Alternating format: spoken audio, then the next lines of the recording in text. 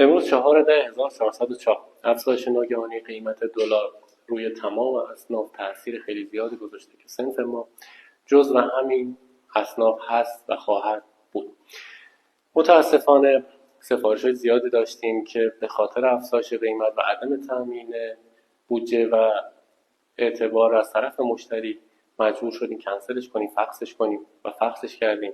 من از همینجا از تمام اون دوستانی که به خاطر این مسئله از ما دلخور و دلگیر شدن صمیمانه عذرخواهی میکنم. واقعا چاره ای نداشتیم. امروز هزینه خیلی بالا است و نمیتونیم از پس این ضرر سنگینی برگردیم. و الان کاری که الان داریم، این سفارشی که در حال اجرا هست، با اینکه 50% از بودجهش رو تامین کرده مشتری عزیزمون و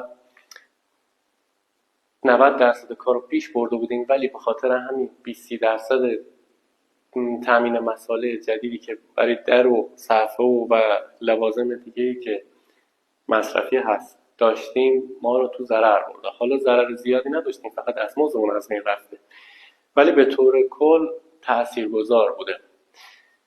امیدواریم که وضعیت به این صورت نمونه، برگرده به کانال زیر 100,000 تومان، چون واقعا قشر متوسط و قشر ضعیف جامعه توان مقابله با این گرونی ها رو نداره.